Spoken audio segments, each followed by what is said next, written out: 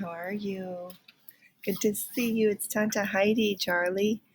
And actually, it's probably good night for you. I have a little cold. It's not COVID. It's not anything really too bad, but my voice is a little weird today. This is Patchy Pumpkin Finds Himself a Home. It's a cute little book. Written a long time ago.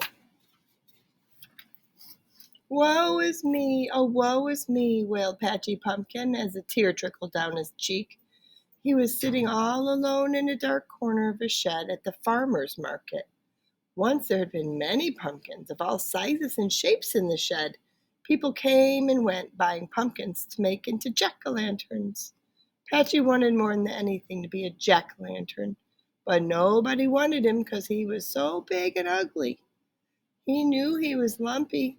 He had lots of scars, but nobody's perfect.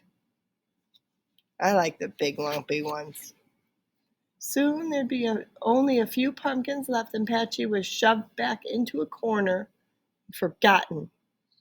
It wasn't long before people stopped coming all together, and Patchy knew that all the other pumpkins except for him must have found homes. Now he was all alone. Days passed, and it was getting cold outside, and there was a small hole in the wall that let the snow in. Sometimes Patchy was so cold that he shivered all night, but at least the cold air kept him firm and healthy.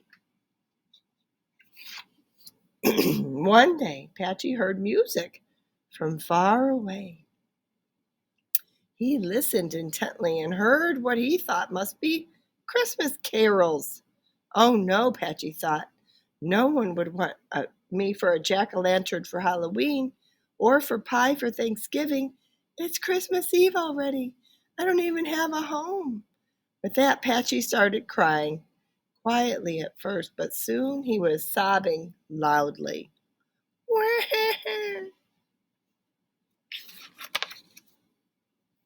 Not far away, a small brown mouse known as Mr. Mouse was sitting on a stone in the snow looking very sad. He didn't have a single Christmas present for his wife or his 4 children. He wanted his family to have a wonderful Christmas, but what could he do? Why, with a wife and 4 children and more on the way, there wasn't even enough room for their coffee can house for a Christmas tree. There could be something great happening. Mr. Mouse had waited until the children were asleep before bundling up, and setting out to look for a gift for his family. He had looked all over but couldn't find a thing, and tomorrow was Christmas Day. Now he was so tired, he just sat down to think. The stone he had chosen to sit on was just outside Patchy's shed. And when Patchy started wailing, Mr. Mouse was so startled, he fell right off the stone. Kaplunk! Looking around, he couldn't tell where this awful sound was coming from. And then he saw the hole in the side of the shed and crept in. When his eyes got used to the dark, he looked up and up till he could see all of Patchy Pumpkin. Suddenly, a big tear plopped right on his head. "Why are you crying, Mr. Mouse?" said the wee little voice. "I didn't know pumpkins could cry." It took a while, but Patchy finally heard Mr. Mouse and almost stopped crying.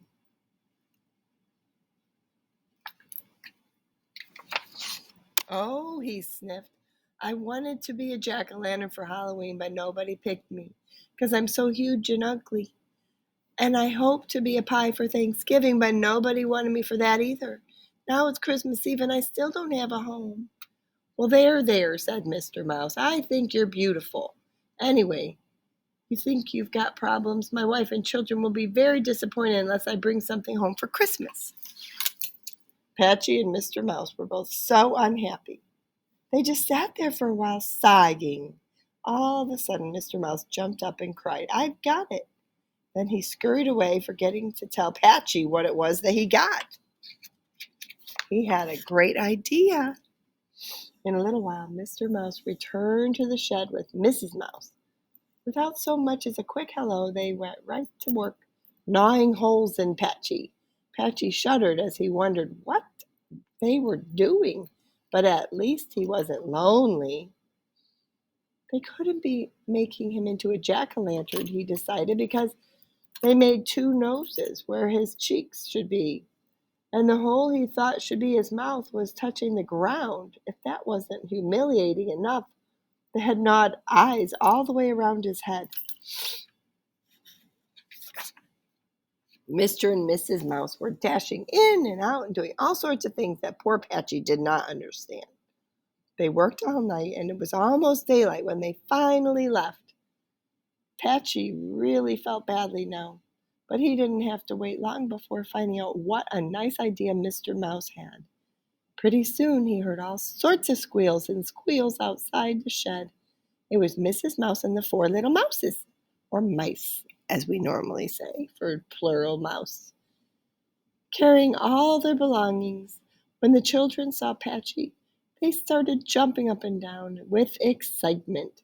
Mr. Mouse soon followed, dragging along a tiny pine branch, which he stood up right in the center of Patchy.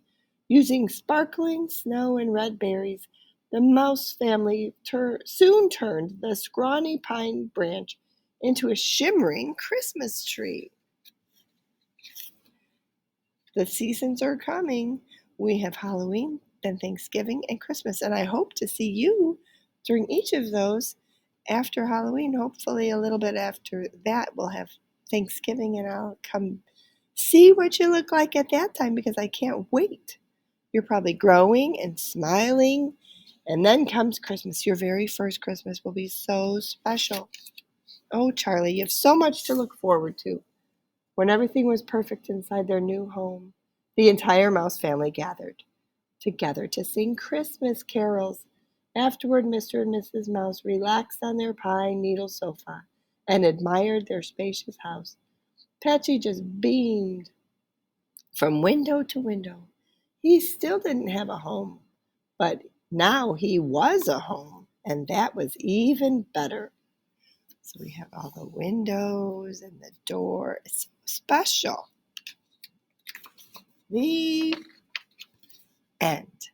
So this is a 3 holiday book. How exciting. I hope you have a good night, Charlie. Bye-bye.